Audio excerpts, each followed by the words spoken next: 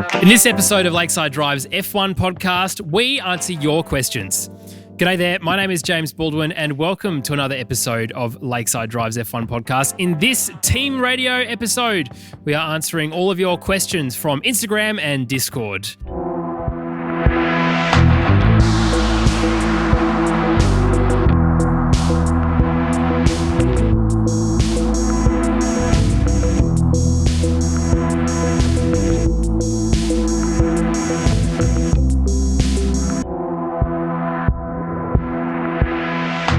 I'm joined by the magic of podcasting by exactly the same people wearing exactly the same clothes as last week's episode. Tommy T, g'day, mate. Well, I'm Tommy T. I know, I just wanted to see what he would do if I looked at him. Tommy T, hello, mate. I'm good. Good. Thomas J's over there. Hello, Thomas J. Gentlemen, how are you? What happened to your beanie from last week, mate? Your bucket hat, rather. Oh, I thought I'd just change it up so, it didn't look like we recorded one straight after the other. Very, very good. Well, if you haven't yet listened to a Team Radio podcast, this is basically an Ask Us Anything kind of situation, stuff about Formula One. As you heard last week's teaser question, stuff about four-wheel drives that no one really cares about, and other things around the three of us, the five of us as well. But it is the OG LSD panel for today. OG LSD. It's very good. Let's go straight into the questions. In fact, some of these questions are still from last year that we hadn't even answered. So thank you to you if you've written in.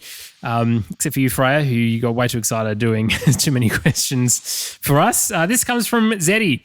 Zeddy asks, if you could choose one previous F1 team to be resurrected in the modern era of Formula One, which would you choose? I feel like this is a Campy question. Who would you choose? I'm offended. Who would I choose? I'd probably go back to like Stewart Grand Prix or something. Stewart GP. Jackie Stewart. Mm-hmm. Yeah. Who did they end up becoming? They ended up becoming. They ended up becoming Williams, didn't they? No, Jaguar. No, yeah. And what did Jaguar become? Red Bull. Red Bull. So you're backing a winning horse. It was a bit of a shambles of a transition from Richard Saxby. Go back and listen to that interview. From all that were involved. So yeah, I love Jackie Stewart. He's a quality human being, and he still brings a lot to the F1 paddock when he's around. He shows up and world champion, quality character. So imagine him owning a team and just telling it how it is. Bit of old school mentality brought back to our sport, which I think we need. So, right. Yeah. Okay, Stewart Grand Prix. And for you, TT, who would you bring back? The BMW Williams era.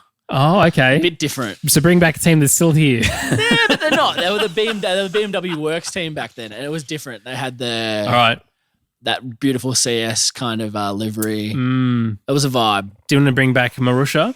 No. What about Minardi? HRT. Yeah. Jordan. Tyrrell. So many. So the answer is basically all of them, except for Marussia. I would suggest. I think Tyrrell would be an absolute stonking team to bring back into the sport. Anyway. Do we want to go back to an era where there's more than 10 teams? Like now, yeah, absolutely. We want because we had at one point, was it 12? Was that the most ever? I feel like it was. Like 12 with 24 grid spots? We used to have qualifying races to ensure that you'd make the top 24. So that was... Should we bring in relegation? Should the best F2 car...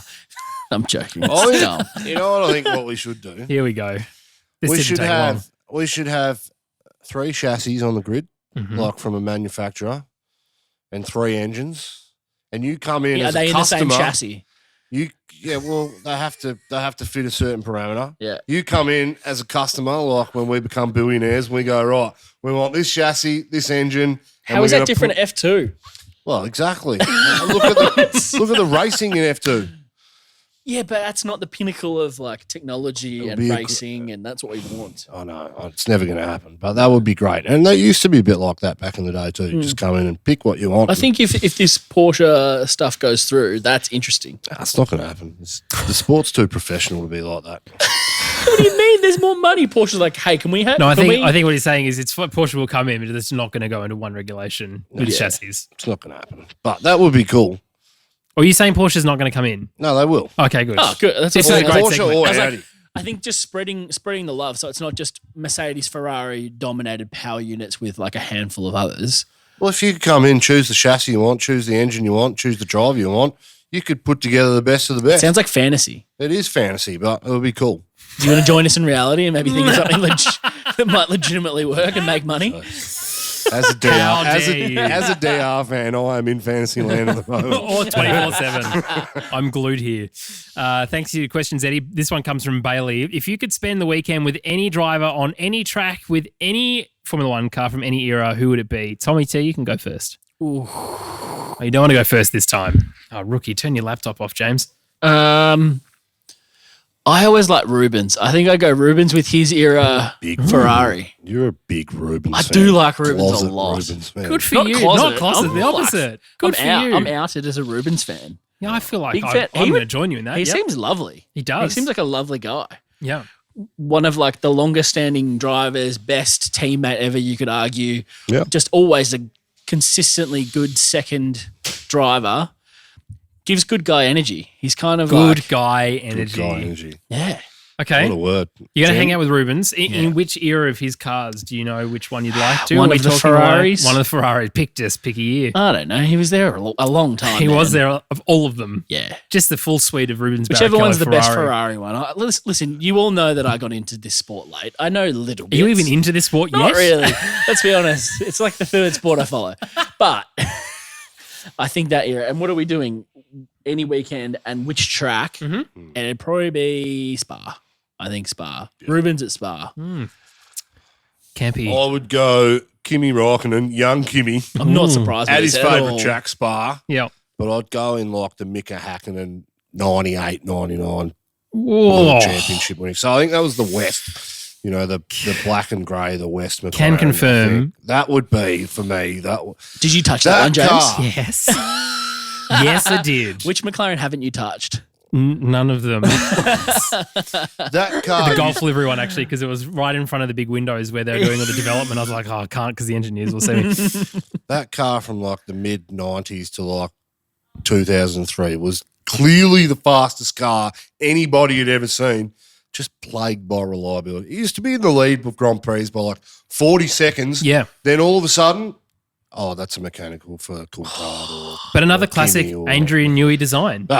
cracking cars. Phenomenal to look at. That would be me. That's Spa. how long this guy has been dominant, by the way. Adrian Oh, yeah. Newey. Yeah. Yeah. Ridiculous. But Adrian Newey, championships with Williams, like Damon Hill, championships with Nigel Mansell and anything else, championships with Red Bull, with McLaren, now with Red Bull again. It's just absolutely ridiculous how talented he is. And as I said last time, in our podcast a couple of weeks ago, I should say, if McLaren or Aston Martin or any of these teams are serious about it, you'd convince Adrian Newey that you've had enough time at Red Bull and come back to the fold. Have a and bag of money. Just start the Adrian Newey wing of McLaren and pay him all the money in the world to bring him back. It's the only way you're going to be dominant again. The thing that shocks me about those engines back then, that was like the start of the, computers starting cars and stuff. I mean, the technology that they used to start those cars, you'd have to pay someone 6 months to go and figure out how to do it again. Yeah, 'cause There'd it's be ancient. manuals Yeah, and it's not it's like MS they do it DOS. every... It's just It'd be stuff like that. So I reckon that would be cool. I mean, bringing back, like, getting Mick to drive his dad's Ferrari at places last. That was awesome. But imagine, like, the tech that people would have to go through and go, how did we do this? Yeah. An old binary system of computers somewhere. That'd be awesome. But So question. I'm David Coulthard Yeah, DC. in the Hakkinen car at Japan at Suzuka. Badass. Oh, just that whole thought makes me incredibly happy. Bailey, that's an outstanding question by you. Well done indeed. That's my memory of F1, particularly like being a kid and young in Melbourne. Every year there was like, you could hear the cars from screaming. And you can go to the track now and not even realise they're on track. But it's like road noise now. It's less engine noise. It's just like tires and things like that. It's getting better, but back in the day, like if you didn't have earplugs, like you were deaf. Bleeding. Yeah. Perforated eardrums were the norm. This is a leading question from that then comes from Nicholas. What's your favourite F1 engine? Campy? There's a big bring back V10s. Yeah, turbocharged V6s were pretty good too. Who are you? But the V10s, yeah. I'm surprised. And there I don't it is. know. I was at university in 2010 over on Chapel Street, so quite a way away. Finish? No, not at all. Not at all. Like everyone in coffee, I quit and found hospitality and how unfruitful that is compared to the real world. Yeah. Good. No, but I was at university over on Chapel Street, and you could hear whatever era that car was, 2010 Campy, give me some, whatever that was, but that was kilometres and kilometres away from Albert Park. And I remember it just screaming away while I was in class. And that was the start of the blown diffuse. No, that was the second year of the double diffuse. So that would have been what? Turbo V6s. Yeah, that one was pretty good. Yeah. Yeah. That one. Turbo V6s. That one. Turbo V6s. V10s are better, but Turbo V6s. Yeah, look, I agree. I think the Turbo V6 is the same answer for me too. It's such a good memory of, because that's sort of recent memory for us. I mean, we're all similar ages, kind of 30. So that's around, years 20. University, but like year 12 in between that time. For a lot of our age sort of cohort, but also Jenson Button winning 2009, second year out of school. And I just remember watching that whole season all the way through and just being blown away, by the noise coming through the television. And I wasn't down in Melbourne, unfortunately, for the Grand Prix because I couldn't get there.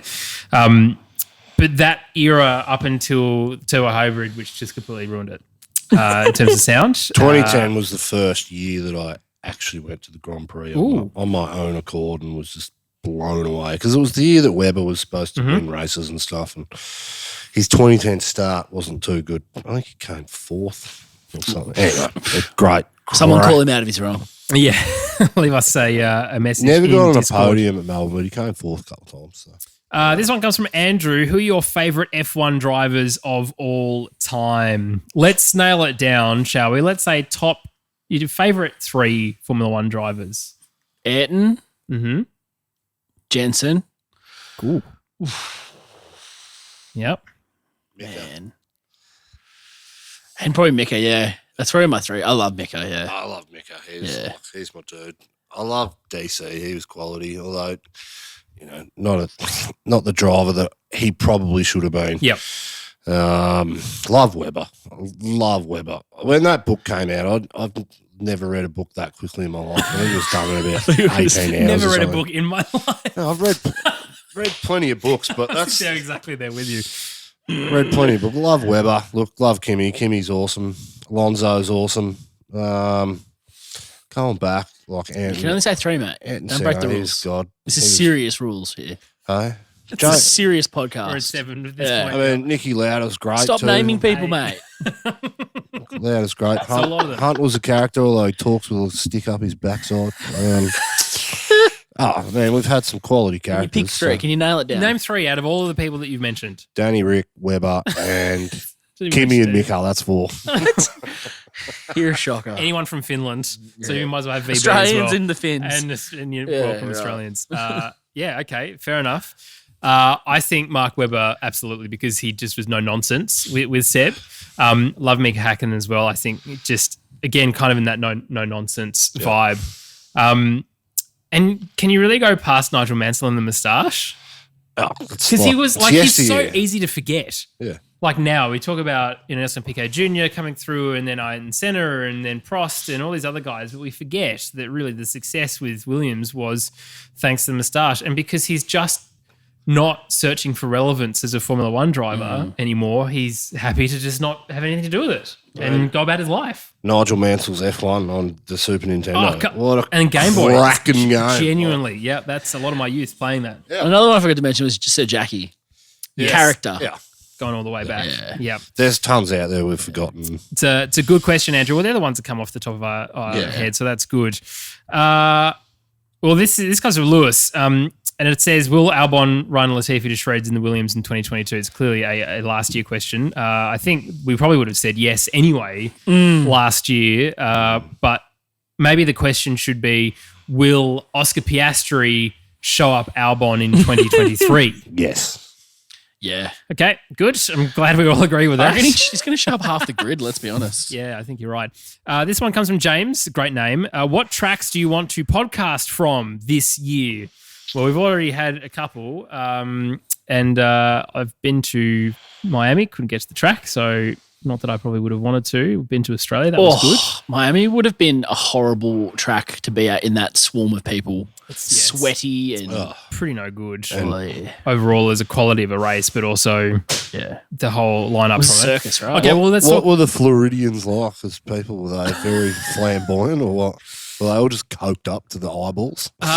Look, probably. I don't know. There's a few as long on as the they were grid that LSD'd up to the eyeballs, and by that I mean listen to this podcast, then thanks, Tommy T, for doing that acronym, which doesn't make any sense when you actually shorten Lakeside Drive, which is just LD. Good one by you. Good. But yeah, what track would you like to podcast from? Any of the track of the season? Baku, for me. I reckon that'd be a great place to be. For the race weekend podcast, see a bit of the old town. It looks like a really interesting place. Also, everyone seems lovely from what we hear. Like all the locals are lovely. It's kind of a bit of a smaller gathering compared to say a Monaco, which is of similar kind of wealthy nation, kind of high rises and yachts and things. Whereas it's kind of under the radar a little. I think it'd be more accessible and fun.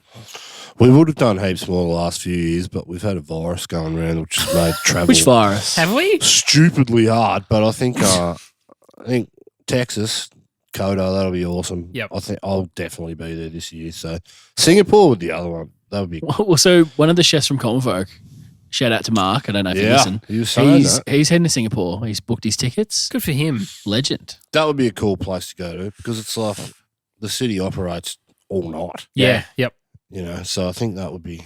And for us, quite accessible, really, if you think about it. Yeah. Japan's would be rad to go to, too. Yeah.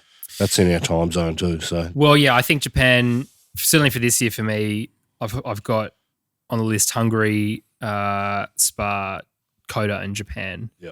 Were the ones that I'm trying to get to. Ideally trying to get work at, but we'll see what happens with that space. But I think Tokyo. I think Tokyo. Well, I love Tokyo. To see that. I love Tokyo, but maybe, let's just lean in on that, James, you idiot. Let's go in Akihabara, just set up a podcast desk right in the middle of the town there and just go nuts. Do it. Make it happen. What could possibly go wrong? Everything. Thanks very much for your question there, James. This one comes from Mark. He says, hey, fellas, my son Taj has just started getting into F1 and would like me to ask you guys who you think the best young driver is on the grid and who you think is a future world champion. Thanks and keep up the awesomeness. Well, unfortunately, Taj, we don't like any young drivers. No, I'm totally kidding. It's a great question, Mark. Lando's the worst. Yeah, okay. Define young first. But if you're under 12, you probably love Lando. Yep. Because he's in that, plays video games, which is a big thumbs down for me. Max is only, a year or two older than him. Yeah, he's still young. And Max plays video games too. Yeah. Max just doesn't talk about it a lot. He plays them. Max is actually really good though, apparently. Yeah. He's done some V8 Supercar ones. And surprising that Max is good at video games. Really? Can't drive manual in real life. Do you know that? I mean, cannot drive manual. I feel like he could drive manual in real life. No, Danny Rick was giving him shit for it. Can't drive manual. That's probably okay. Well, look, listen, I think he'd figure it out. Yeah, if he needed to. He's only driving cars, mate, with flappy paddle gearboxes, though. He doesn't have to go down to change gear with a hand. Just left foot braking always. So, what about you, TT?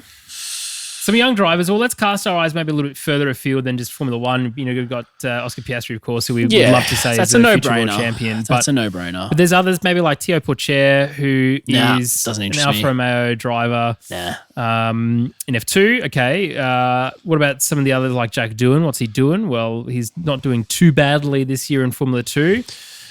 If it was me and it was... Raghunathan, he's a quality. Jeez. If I was buying stocks in young drivers, it'd be Piastri.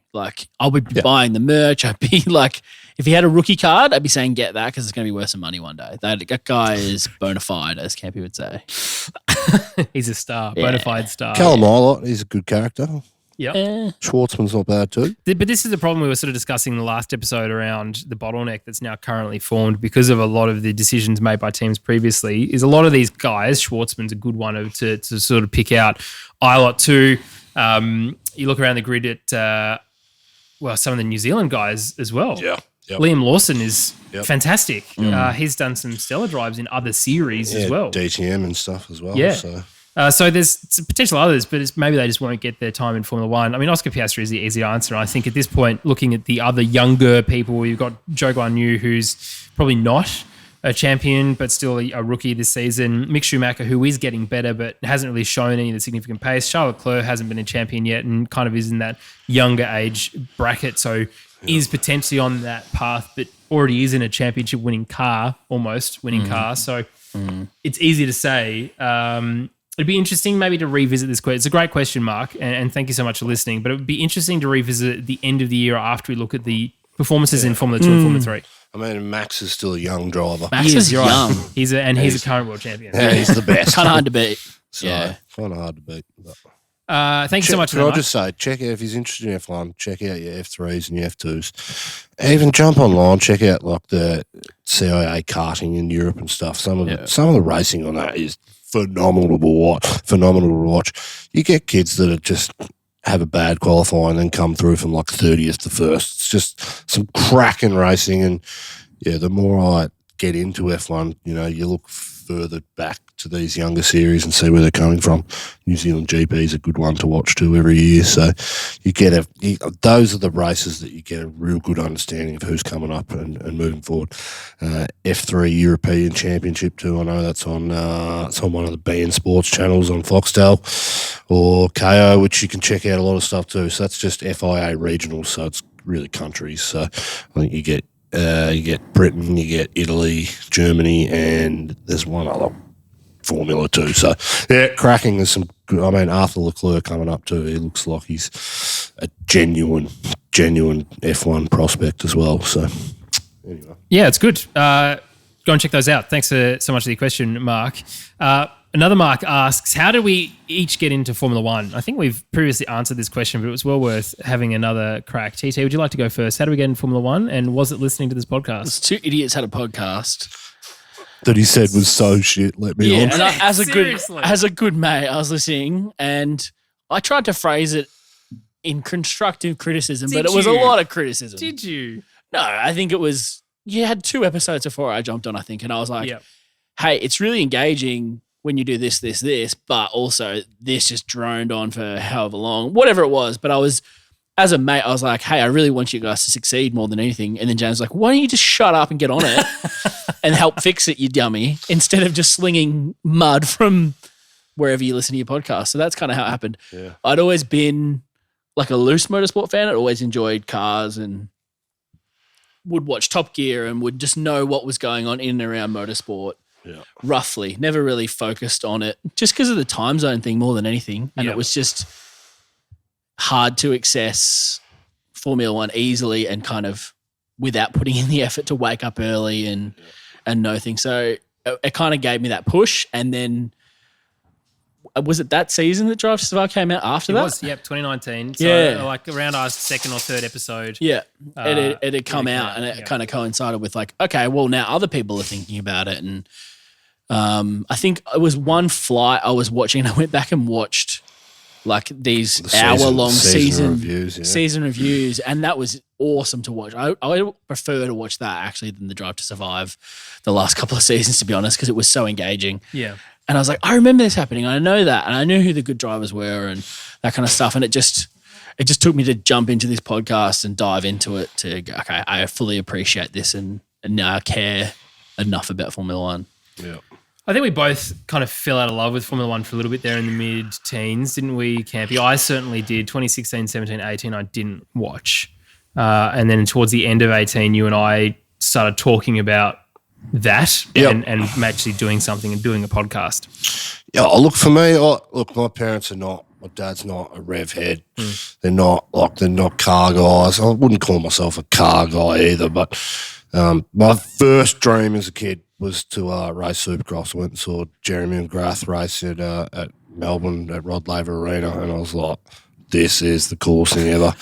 And I think what brought that on, which I wanted to go to, was I saw Krusty Demons of Dirt, number 1 at like 5 years old, which probably shouldn't have been watching at 5, but that for me was it. I was motorsport obsessed, and I eventually got motorbikes and started riding them as a kid. And motorsport, this passion for it just came from nowhere. I had a period where I was in love with V8s, and that's all I'd watch.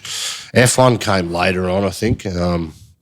Still love MotoGP and the Supercross, the European and the American stuff. And then as F1 became more accessible, and particularly Mark Webber, you know, I used to watch him on Jaguar at the front row on Binner, and I'd just feel this sucks. But finally got in that car in 2009 where it could win some races, and that was where I was really hooked from then. I had something to latch onto to watch it, and obviously Australia and media, we're talking 13, 14 years ago. I mean, we used to get like the race, and that was it. It was shocking, wasn't it? That was it. There was nothing else. And I think the more it grew, the more content we could access, the more we got into it. And I just, there's parts of the sport that I can't stand. Like I understand why it's a part of the sport, but the glitz and glamour and the famous people and all the shit that comes with I can't stand that stuff. I just love that pure pinnacle of technology, pinnacle of human beings making things better and faster, and the drivers being able to pilot them. And that's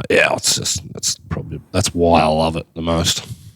Yeah, as I said, I sort of fell out of love with the sport for a bit with Hamilton Domination. I was lucky enough to do a Heineken ad, which many of you have heard about and not seen, mainly because I can't find it anymore. It was that bad. But I spent some time with David Coulthard for a couple of days at the Oz Grand Prix, and that's how you and I, Campy, started talking about it. And that was in 2017. So it took us a bit to start a podcast to really get into that, but you were unapproachable back then, James. Thanks, mate. My wife would say the same thing, probably about every single day. But for me, look, my dad enjoyed watching Formula One when he was younger, and he's a little bit older, so he was, watching some of these absolute, like we talk about the absolute greats of the sport in the 50s and the 60s and the 70s. Yeah. My dad was watching them there, so there's a bit of that, but we weren't religiously watching it too. I think I probably watched V8 Supercars more than I watched Formula One, again, because of the timing thing. But yeah, I think Mark Webber and DR really, drove that awareness. I was going to say, does it go kind of underrated how important it is to have a homegrown kind of avatar into the sport? I think it's so important. And if we didn't have an Australian driver for all those years, do you think we would have engaged as much as we had? Because I know that like the random person will see something about Daniel Ricciardo at like for 30 seconds on the news, like, how did Daniel go? Because I know that I like F1. I was like, I'm excited that they're interested, but also you're just getting this snapshot. I think it's such a good way for people to get into it, and you kind of want to explain to them, like, well, this happened, and this is like, there's more to the story than just this little 30-second news grab that you've seen. This is kind of what's happening behind closed doors. This is what's going on with Daniel. This is what we think. This is if you're watching every day. And it kind of encouraged them to look further, because that's kind of what we had to do. Because you could just be kind of a fan on the sidelines going, oh, yeah, I like Daniel Ricciardo because he's Australian, and that's it. You don't know anything. It definitely helps. I remember like when Cadel Evans won the Tour de France, and a couple of years that he came second and third, and, his build up to that. Just saying an Aussie, I was like, I became an expert overnight. Yeah, that's not like you. No, not just a couch expert, but I found myself up till 5 a.m. for 28 nights of July watching bike race because I wanted to see him do well, and I think it helps. Yeah, I think once you have that something to grab onto, you can grab it, and then you expand your love and your interest in the sport. And I think things like reading the technical regulations and looking at diagrams, I like that stuff too, and that just makes it more fun. Apologise for my use of the English language, but you get what I'm throwing down. Here's a great question. This comes from Ross. Would you rather fight 2 Campy-sized ducks, Tommy T, or 200 duck-sized Campies? Go again. 2. This is the 2 best. 2 Campy-sized ducks. Would you rather fight 2 Campy-sized ducks? Yeah, I'm trying to vision or that. Or 200 duck-sized Campies? Duck-sized Campy. So two big ducks, the size of Campy. I reckon, or 200 Campies is the size 200, of 200 is a lot. It's a lot. But I feel like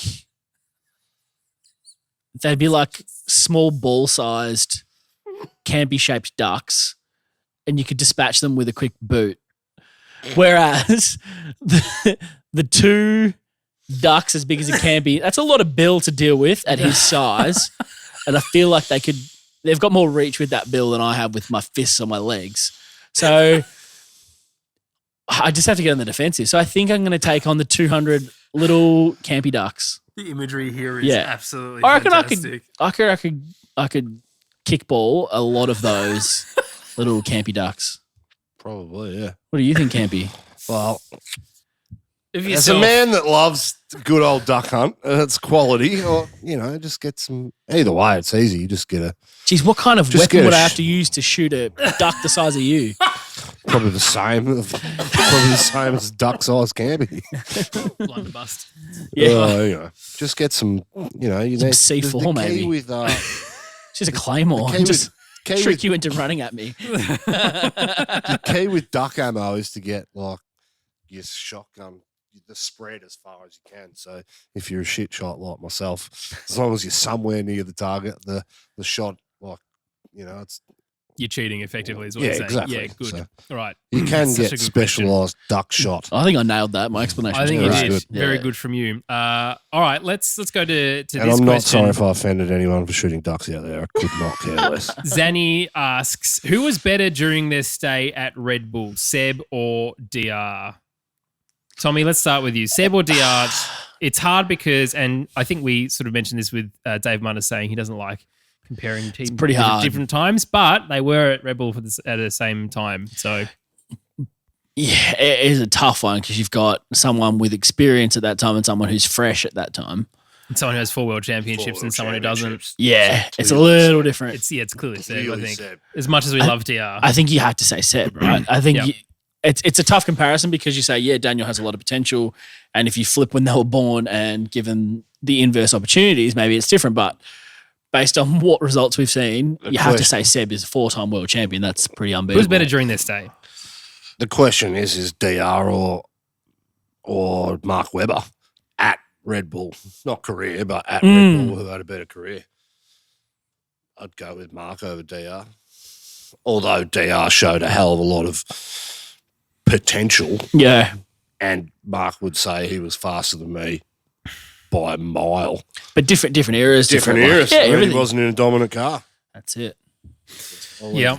So much of Formula One is luck and timing. Yep. It is very hard to be in the fastest car because you can be the best driver out there, but if you're in a terrible car, it doesn't matter. Like you can't overcome that deficit. Yeah.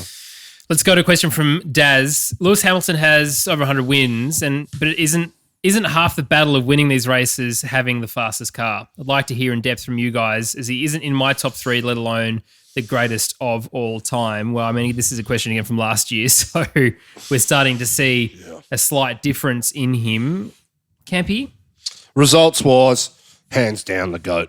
7 world championships, 110 poles and 100-odd wins and however many podiums come out. Results-wise, hands down the GOAT.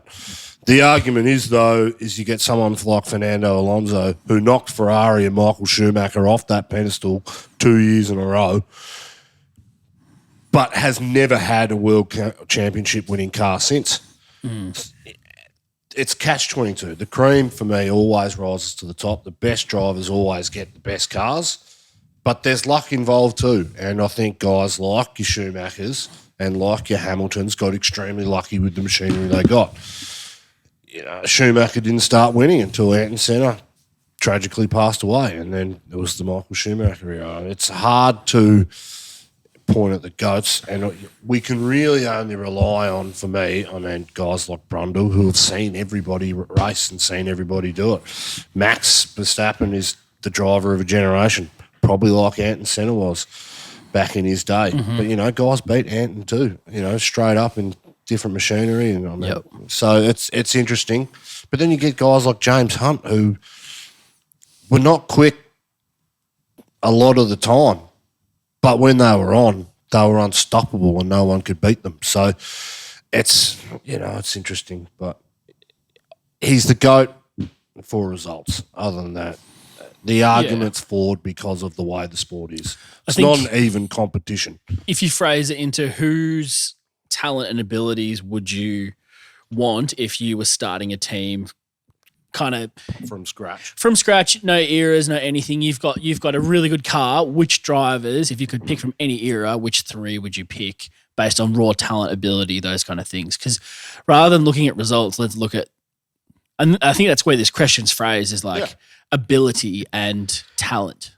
Yeah, but the question asks is half the battle is having the fastest car. Yeah. And for Lewis's domination, he's had, apart from his time in McLaren wasn't the dominant car. No. But certainly Mercedes, it was the dominant car. That makes it easier because, yes, VB was winning races too, but a lot of people, including us, don't put him in the top 5 drivers on the grid at the moment. It's a flawed sport in that way. For sure, because there's a battle between you and your teammate already. There's a battle between your whole team constructor-wise versus everyone else. There's so many different variables that it's really hard to pin down who is the reason for success more than another. Which variable is the most successful part of that? Yeah, and we watch on TV too. Yeah. We don't get, 99.9% of the races we watch are on TV, and we don't actually see a hell of a lot what's going on in the car mid-corners. TV doesn't reproduce that stuff. It's like watching MotoGP. You watch it on TV, then you see it at Phillip Island. It's like... People watch MotoGP? It's like... But it's like watching a different sport, the way that you see these guys sliding on 2 wheels, and it's not like it's stuck to the ground. It's oversteering, and they're sliding. It's like a power slide. It's incredible to watch, and we don't get to see those things on TV. So I think at some level we've got to trust your Brundles and your guys like that have been around for years, who have driven against them, have driven multiple F1 cars, and seen the best of the best on their days. And, Schumacher, you got to put him into it. Not that I'm the biggest fan of him. Yeah. But you got to put him into the argument too. So. Yeah, I think it's all very good points. It's kind of like Michael Jordan. He just happened to win the most. He's not the best, obviously. Here comes the triggered element. Tommy T, you are a dickhead. There it is. Thanks so much for the question. This is from Creaky, who says, it's been 13 years since a team outside of Brackley or Red Bull took a title. Ferrari, McLaren, Williams and Renault all have history of winning championships. All have changed structure multiple times with no title. Is this down to the token system limiting progress or poor management? Also, who is better placed and who has systemic, unsolvable problems? Campy, you've said many things on this, so let's go to you first. Can you read that again for me, Jim? That was a big question. No. Unbelievable. It sounded too intelligent. You were too busy doing money symbols. We were doing money talks, bullshit walks. No. Look, you've got the people that work on these cars and design them are the smartest people on earth. They either go to NASA or they go to Formula One. That's what we're talking about, really. And you have so many contradicting ideas about how a car can go fast. You limit that in regulations every time that you find a downforce area, like get blown diffuser to get more downforce, which makes the car faster, which doesn't change the engine. As soon as you do something like that, the FIA jumps on it and says, we'll limit what you can get out of it. So I think in this day and age, no matter how much restructuring, how much money you spend, it is really luck of the draw. If you start down a particular path about designing a car and you've got the start and the end and you get everything right along that to maximise your idea about going fast, I think that's what gets you the win. I think there's a bit of luck in it, but it's not luck's to say what Mercedes did was lucky was bad. I think Mercedes as an organisation at the start of the turbo hybrid era, they already had a whole trucking department that had turbo hybrid engines. Yeah. So they went to them and said, give us all your IP. Give us absolutely everything you got on these engines. We need this information to build that car. And that car, for the better part of 8 years, was the most dominant car that probably F1's ever seen. Yeah. So they had a jump start because they had part of their organisation that had done it. And that was lucky. But it takes a good organisation to filter that stuff through. So it's a tough question in what you're saying. I think there's luck, but there's also a hell of a lot of smart that go to it too. And I think, if you look at Ferrari from 2000 to 2005 with Michael Schumacher, even the Ferrari designers, they took a lot of credit for it. But after it, when they talked back on it, they said, when we put this car on track, we didn't expect it to do what it did. We put it on track and it didn't really change for 5 years because it was that good, and that's a bit of pot luck too, you know. So restructuring, And so is it down to the tokens, this new token system limiting progress, or is it down to poor management of these teams? It's both and not, if that answers the question. It definitely doesn't. Definitely doesn't. No, it's sheer luck. No, you're right. Absolutely It's sheer luck. And I don't think that's why a team like Aston Martin and the way Lawrence Stroll has made businesses work previously correlates to designing an F1 car and winning a world championship. There's too many other factors out there. You might design the best car, and if you put it on a different compound, like say a Michelin tyre, and the car is 3 seconds quicker because it's better on Michelin tyres, but you've got Pirellis that are a piece of shit on some cars and amazing on other cars. Yeah. You don't know that until you get things on this track. So there's so many variables there that make it unfair. And you're trying to level the playing field as much as you can. And I just think it's pot luck and smartness and yes, no, and you're wrong. I would say changing your mind a lot is never helpful.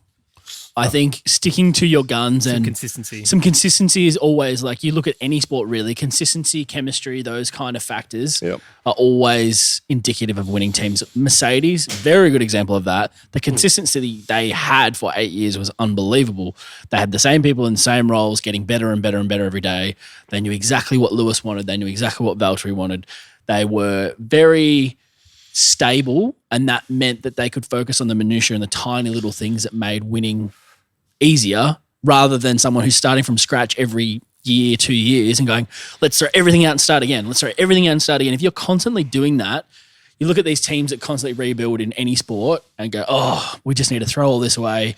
Let's sell all our players. Let's drop everything and start again. That rebuild is never instant win or instant success, or very rarely. It's very, very unlikely. What it is a slow build of consistency over time. And I think that's what you want to see, is someone figure out a winning idea or back a winning driver or whatever it is and just stick with them and work towards them. And that should be the center of your focus. Yeah. And if you look at Mercedes, you could pay people millions of dollars to go and summarise what Mercedes have done well as an organisation for the last 10 years. And they would say, this is what makes this team great. But this year, I guarantee you, 99% of what they were doing for the last 10 years is exactly the same as what they're doing this year, but somewhere they've missed it. Yeah. So it's not just about organisational structures and all, do you know what I'm trying for sure. to say? But I think what they did do and what Red Bull does as well is, like, Lewis and Max are our tokens to the future and success. Build around them. And they've figured out, like, everything we do is through the lens of Max or through Lewis and what makes them fast or what makes them better, because they are the best kind of people, the best kind of racers. They fit our culture and our structure the best. So everything we do should be through the prism of what makes them better. Yeah, but at the same time, I guarantee if you go to a place like Force India, they had nowhere near the budget or the personnel or the tools that they had. I mean, talking to Richard Saxby when he was at HRT, they had measuring tapes and sandbags to get their front wings right and how much load was on them. You go to Mercedes and they've got these machines that are specifically designed for their wings that put different pressures on them under different loads. It's not a measuring stick and start. It's a purpose-built machine to stick into a thing and load test it. And that machine probably cost $3 million. So what I'm trying to say is, if you had Force India, they'd probably operating completely different to other teams, but still on track. They're really close. Whereas if they had that extra $20 million, they could eke that 3 or 4 seconds out of the car over race distance and be more competitive. It's not just structures and those things. There's so many factors that come into it. Anyway, we could argue this for years. No, it's honestly great question, Creaky. We might come back in another episode to talk about who is better placed at the moment of those who haven't won championships and who has systemic unsolvable problems. We'll keep going though. This question comes from Glenn. He says, how do you feel about the current 2022 calendar? 23 races, too little, perfect, or too many? Also, should races be grouped together by region, i.e. Europe, Americas, Asia? Thoughts? Tommy T, let's go to you first. I think it's hard to group, firstly, because of the logistics of moving that whole circus around. So you'll see we'll jump to Canada and then we'll jump back somewhere else, because you can have like the alternate kind of circus moving in between weeks is kind of how it works usually. So I think that's the reason we jump continent to continent as much as we do. Whereas like in Europe, it's just a bus or a convoy that cruises traditional around. European. Yeah, it is a lot of, when you think about everything you see behind the paddock has to move elsewhere pretty much. That's a lot of stuff to move and it takes time. Yeah. I mean, we could adopt the Extreme E model and have a Get a big ship. boat. Stick it on a ship. Stick it on a ship. Stick it in the Monaco harbour and go, That's what's that it. doing there? I think it's probably too many races, to be honest. Yep. I think I obviously like NBA, which has. Do you? Nah, never. No. 82 games. That's a lot of games in comparison to NFL, which has 17 regular season games. Yep. What you have in NFL is scarcity, so every game matters.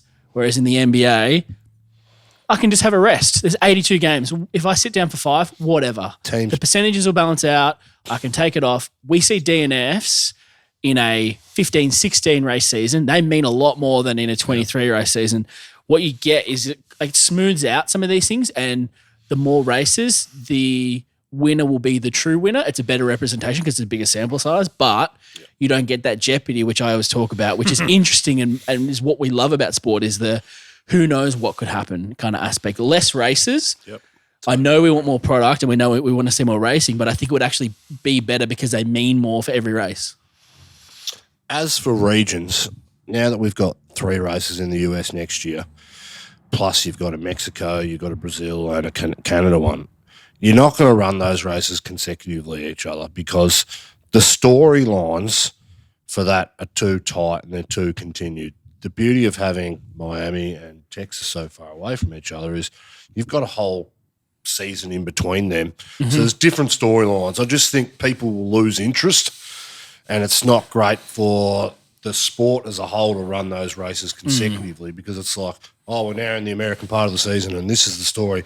And for 6 weeks, you get the same story with small changes every weekend. So I don't think that works. I think there's too many races. But I think if F1 moving forward needs to bring it back to the 15 or 16 races, but they need to make them events. Yeah. They need to make every race an absolute spectacle, Every an 2 absolute weeks, event. kind of get back to that kind of schedule, I think. From what people say that travel the world with the paddock, they say there's 3 M's. There's Monaco, Melbourne and Montreal. As events, they are by far the greatest motorsport events for the whole weekend. You know, the whole city gets Everything, around it. It's a spectacle. There's a lot more going on track. There's a hell of a lot going on off track to draw people in to get them. I think F1 moving forward shouldn't be worried so much about races or having the same racetracks every year.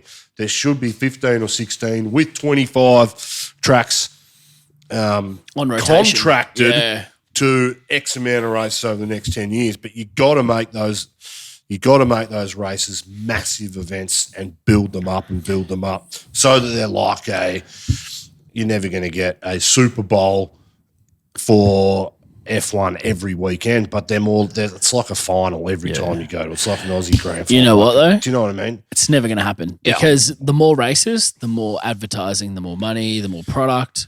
That is what F1 is going for. That is what Liberty is doing. So, But it's at a detriment to they're the going to get sport, 25 too. races if they can. They're going to go for it. They're It's going at to a- try and make it a year-round sport, and it's going to be insane. We love the sport. And even by 15 or 16 races, we're like, When's the mid-season break? oh, geez, this is like, it's hard not to get cynical with the bullshit you put up with in our sport sometimes. And I think it's ultimately detrimental to it by having so many races. Yeah. Yeah, I completely agree with all of those points. Way too many races. This is a great question from Hillary. What does the bin look like? What does the inside of your bin look like, Campy? How big are we talking? Is this a proper truck that Ian drives around in Cessnock that he's collecting Pierre Gasly and Lance Stroll, or Look, it's just a place in my mind where people that I don't that's like scary. go to. That's all it is. It's just place in your it's mind? not a literal bin. It's just Gasly for me. From I said episode 1 when Gasly brought up, I don't rate him and I don't like him. I don't think he should be in the sport. It's good to see you can change your opinion over the years, though. No, but it's yeah. It doesn't look like anything. It's just a place that I put people when I don't think It's a they're terrifying thought, though, isn't it? good or competent. Yeah. It's a weird Stranger Things kind of vibe is what I've got. Yeah, it does. It's kind of like the upside down, isn't it? That's It how is. I imagine it in Campy's Campy's brain. upside down. Ugh. Not ghouls, just Nah, I'm not into It was it. just Rex Hunt running around shouting things at people. Sit down, you blokes. You should be at the cricket. Rex. That's a Boxer Neutrals crossover if anyone who listens to that too. All right, let's have this question. This is from DSK. Campy, Troopy or Defender? Oh, God, can we tap out of this? look, Campy, you got 2 minutes. We'll come back. look, I could talk about this is one of my favourite things. I'm newly married, and I can assure you, my wife. You said nearly then. My, You said newly. newly. My wife will attest to this. She's like, why at the farm gate are you still looking at Troopies? I'm the biggest troop carrier fan of all time, and I'm also the biggest Defender fan of all time. You can't be both. And how many have you got? I would love like a 1980s Defender with that mustard old yellow with the white roof and just clapped out, just look like a battler. That's me, right? It is. You do look clapped I out. That's a am- great adjective for you. Now, for those out there that follow this stuff, the new Defender is not a Defender. The new Defender is a Range Rover Discovery masked as a Defender. That's what it is. They've discontinued the Discovery. Well, they've made the Discovery, but it's Disgraceful, shit. Yeah. I don't like it. Whereas the Troopy for me is the ultimate full drive touring platform. I that see you can set Campy as a your Range car Rover up. sport guy, to be honest. Range Big Rover rims. Evoque. That's what he and the wife, Yeah. Bridie, get around Can I, in. can Big I have rims my- in the Evoque. Can I have love my that for 2 you. minutes uninterrupted Nice. bullshit? No, Yes. no. You had to. Yeah. So I'm a Troopy man, but I've got a big soft spot Well, if for you had Defenders. money is no object, which one are you getting? Oh, I'd put 300 grand into a Troopy tomorrow like that. That's a stupid way to spend 300 grand. It is. I'd buy a 400 grand F450 too. So Again, stupid Yes. way to spend money. That thing is just plastic. All right. Well, hopefully that's answered the question. Anyway. He said both is the answer. That's very, very good. Troopy and a Defender. Why not have both? Look, Frey got way too excited, okay, on our Instagram. God. There's heaps of questions. Some apparently are from her fiance, Dan. So I'm just going to say thanks, Dan, for this question. It's a good one. If you could host one live music act on the podcast, who would it be? TT, let's start with you. Live music act. Oh, I could go like what I'd actually want, or I could go something that really annoy Campy. Because that would bring me almost more joy than who I'd want to see. Go on. Nah, I think I'd probably go Foles. Yeah. cracking. Damn, that really annoys me. That you like choose Foles. one quickly. Choose What one that he album? doesn't What like. album? Maybe we should get Harry Styles on. I think Campy would get along Yes, well with Watermelon Harry Sugar. Styles. Yeah. Where'd you at with Campy? Bit of a Harry Styles fan there, Campy. Absolutely. Yep. No, we've lost him. He's entered the upside down. He's just He's Googling what is a Harry No, Styles. I've just got Harry a Styles. notification saying I've spent money on my card, which I clearly didn't. So Oh, Campy's bought a Troopy. He didn't mean to. No, not again. James, who would you go for? I think it's a good question because I similarly want to really annoy Campy. I get more satisfaction annoying my friends than my actual Get like own a joy. Wiggles on or high five or like old school. But who would I like to get on? Because it's also, in a podcasting kind of event, in a studio thing, you want someone who would absolutely nail a slightly smaller. Can I have a guess for you? Please? JK. Jamiroquai. I reckon you like a bit of Jamiroquai. It's absolutely up Also, there. our podcast about motor racing, the guy likes cars. He owns many Ferraris. Many cars. is a dude. To be honest, I would probably have, this is a very sort of left wing answer. I'd probably have Corey Wong on, Oh, who would yes. be over there to a lot of people's heads. A would be just a legend of a guy because he's hardworking and he's done his own wonderful things. He plays in Wolfpack. So if you know Wolfpack. Another band that just Okay, good. Yeah. But he would be great fun to perform with. So I think that would be a good vibe. And he'd get into it. He'd get into talking about Formula One. He'd be great in the studio. Yeah. Great question, Dan. can be Slim Dusty. This is no, I'd probably, Just whatever he said. I don't know. I've got so many bands that we could do it with. Porn. What kind of gravelly throated person could we get on with you? Growing up, Incubus was just the greatest thing of all time. Wow, that is a very niche 2 years of Incubus being the best thing ever, eh? No, mate. There is your literal birth year that gives a crap about Incubus and no one else does. Tommy T is Am younger. I wrong? I'm not. Tommy T is younger. And, I am. He copped the hardcore was the coolest thing ever, which is not. I'd probably go Carnival. I'd keep it Australian. Carnival, Perth band. They're just unbelievable. Sound Awake is the greatest album ever made. I think Danny Rick would agree Better with than you Tool. there. It's better than Tool. So This is a question from Freya as well. What is Tommy's favourite tea? I don't really like tea, Freya. As you know, I'm a coffee roaster, but if I do ever have to have tea, I went this way. if I ever have It to doesn't have EA at tea. the end. It's just No, tea. I know, but that's I love it. I love it's where an you're audio taking it. platform. So It could be good. any tea. I love this. It's so great. Be peppermint. Peppermint. Yeah, Mm, not thanks, really a Freya. tea. Thanks, Freya, for your question. Anyway, maybe should have focused on giving us a rundown of the actual race in a voice note sense, hey? Yeah. All right, let's go back to some other questions. This is from Nick H. Taking away any driver bias, inverted commas me, at James. Fair enough, though. Which team would you most want to work for if you were offered an equivalent role to what you currently do? And what team would you least want to work for? I feel like there's only one opening for you, and that would be specifically with Valtteri Bottas and Alfa Romeo roasting coffee. So let's just say, what team would you want to work for? Like if you could do marketing or any of the PR stuff, who would you work for and who do you not want to work for, TT? I'm thinking, where are they operating out of? Really? Because Okay. think of all those British teams. You're in like the middle of bloody nowhere, Yes. UK, and they suck. I would Yep. not want to be anywhere near there. Mm-hmm. So it leaves Ferrari and Alpine. AlphaTauri. Alpine. AlphaTauri. No. Alpine's Alpine. Alpine's in like a really Nah, far they've got away. an office in the middle of Paris. Okay. All right. I think that's probably the only reason. Oh, okay. Their head office is in a no good spot in the UK too. And it's really hard to get to. Yeah, that's It's what not they like, moved, didn't they? Not like Brackley or McLaren, where they're kind of on the same train line.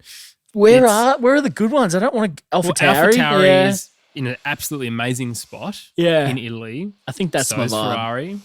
Yeah. Ferrari. They got Mugello out the back too. Yeah, what let's is go it? Ferrari, Mugello? actually. Mugello? What is it? Ferrari. And where would I Got not their want own to car. I go? don't remember what it's called. What's it called? I can't remember. I would not want to go to Aston Martin. Yes. Don't want to go into the campus? Don't want your own little two, own little booth? Well, campus is kind of a nice phrasing. I feel like more like some kind of, I don't know. Interesting. Campy, who would you want to work for? Who would you not want to work for? Go on. Not want to work for Aston and Lawrence. I think that's the same It's for everyone universal, across. yeah. Yeah, look, I'd be stoked to involved. I'd work probably anywhere except for France and Italy. Anyway. I'd go to the UK. I'd work for any one of those teams. It'd be awesome. You could replace Helmut Marko. Other than being the race director, I reckon I would love to design. I would love to design the pit electrical systems with all the telemetry and the computers that hook up to the what do you call it on the. Isn't that what you do now? You're doing dig trenches. You're doing us an accidental plug, Campy, because you're talking about McLaren Applied's Atlas software, which Freya and I, if you don't know, we've done a podcast for McLaren. Oh, Applied, really? separate business to McLaren. Happy to say at this point, and we talk about the Atlas software and how they do that. It's genuinely incredible. I would love to design and install something like that. Love it. I think. On the pit wall with Campy, That would be my. I could see it. It's a vibe. Yeah, just incorporating all the radios and all the the listening computers, telemetry, and Are you a bit of a quarter zip guy or a business shirt? What are you operating on the pit wall? What are you coming into? What are you operating there? Short sleeve shirt. short sleeve shirt, short Are you shorts. doing the Christian? Please no. Are you doing the Christian Horner like the very flammable kind of shirt, or are you going a Ooh. bit more of like a linen? Are you doing the vibe? Zach Brown? Yeah, freshly polo. pressed with the lines in the Talk us sleeves? through your pit wall fit. Fit. Your pit fit. Well, beanie number one. Beanie, yeah. Are you going a more off color? Or are you going like team color? Like, are you going orange if you're McLaren, Oh, or are you going just kind of grey The grey, neutrals? the corporate. The neutrals, Grey neutral, bit neutral, like- bit neutral like- guy. You're not a flashy guy. And Eh? you Kind go of understated. Rosberg-esque silk t-shirts and bare feet. I think it's day one safety. Closed shoes probably required. oh no, Yeah. that's not a visual I want. Nah, I can see you in one of those like really old school flammable as hell kind of like shirts. I'd just like rock around my 2005 Fernando Alonso World Championship hat. That's the sort of stuff I'd wear. Like Renault, blue and yellow. Oh, classic colours. So you want to work for Alpine then? So you can wear your old Renault hat? No, that's the job I reckon would be good. And I reckon like setting up the garage every weekend and doing the power. That'd be awesome for me. All right. So you want to be an F1 roadie. I'm going to be a roadie. Yeah.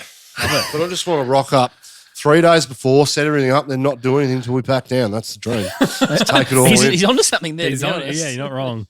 I reckon I probably would have said McLaren earlier in the year, but just like the overwhelming amount of content and pressure from the fans, I think is pretty full on. So I imagine there's a lot of pressure on that PR team. What job are you doing?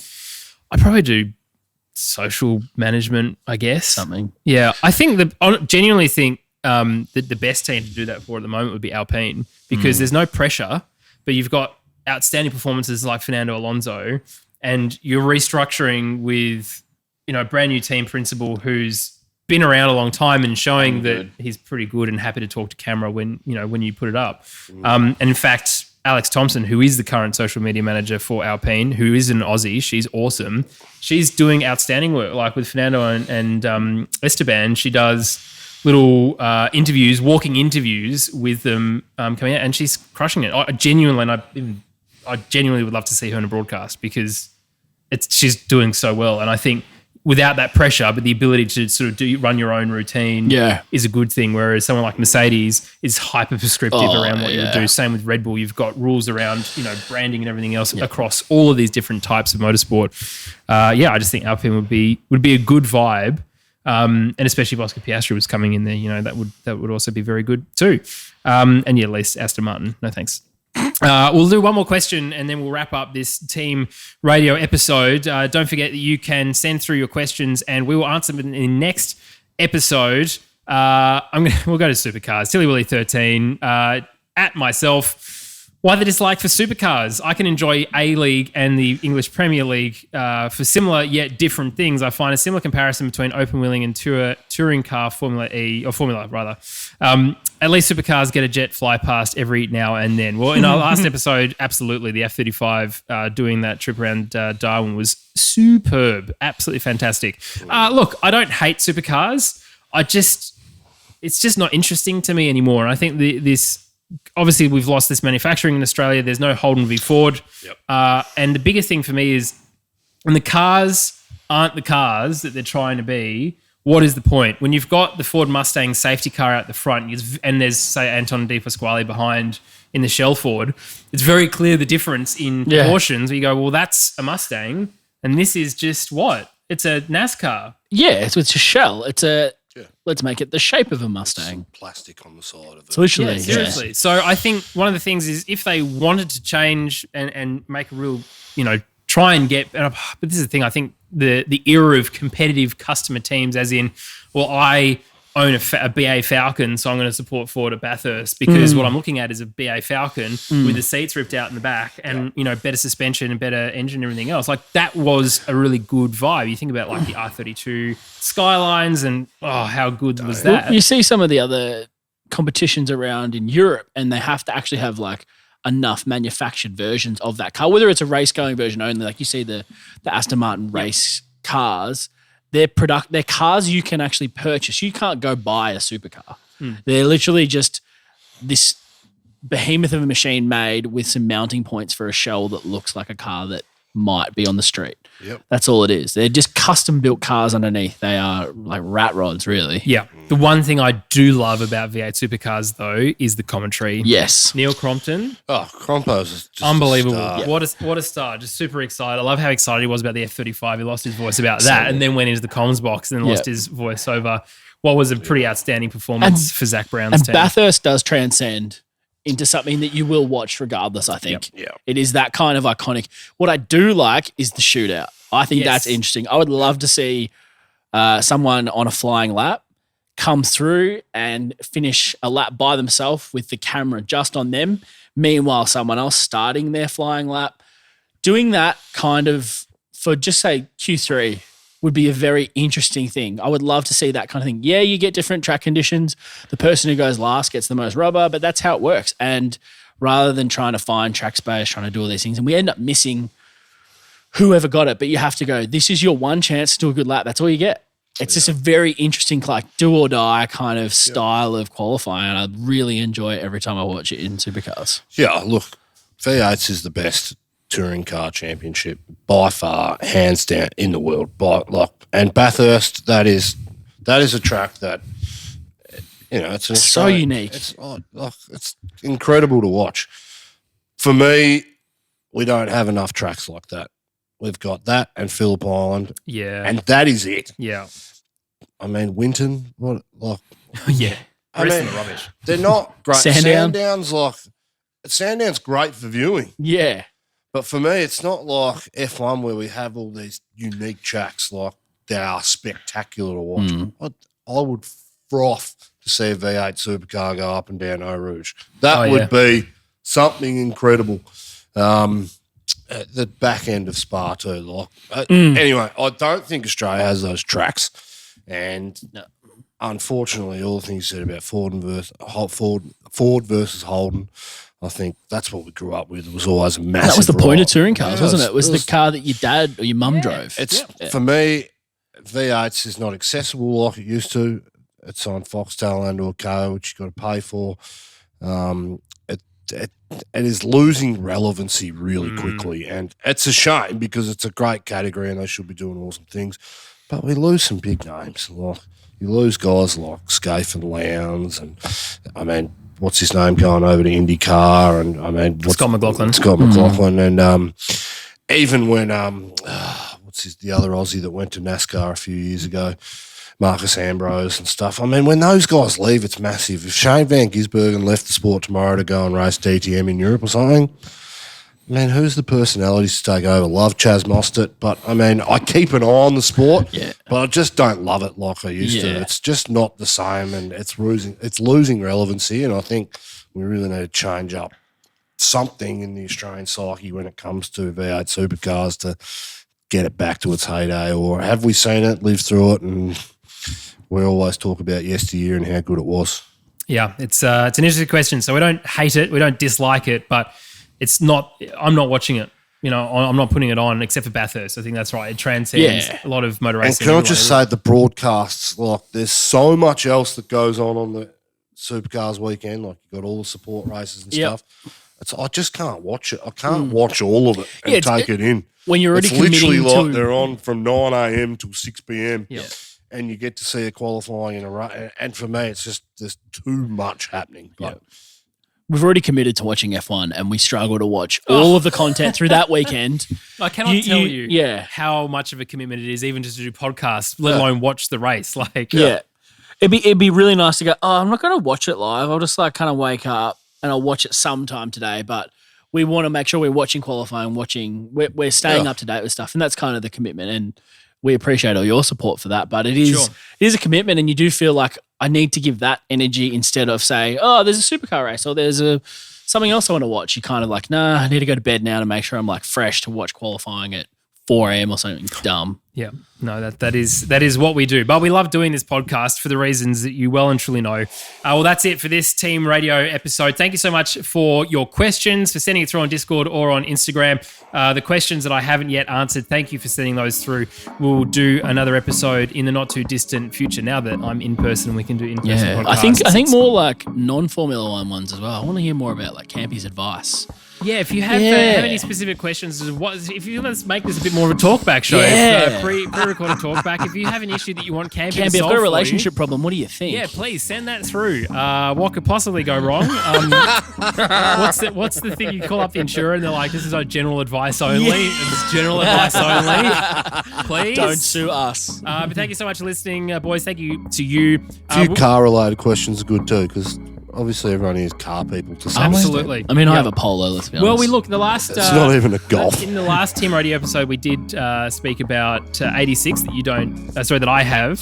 The 76 Cruiser that you don't have. I don't, because it's... I'm the only one that actually has the a Polo. Troopy, because it's not common. It's not coming. So I'm the only one that actually has the car I said I have. So, I have an 86 as well. I just haven't done anything to it. I got my Merc, my MCL 250 or whatever it is. You doing that up? You slamming it? It's just a not weekend interested car. then. Anyway, thank you so much for listening. If you enjoyed it, please leave a rating or review. And don't forget to jump onto our Discord server where you can join a whole bunch of like-minded people in a very safe and awesome community. We will see you in a week's time for our review of the British Grand Prix.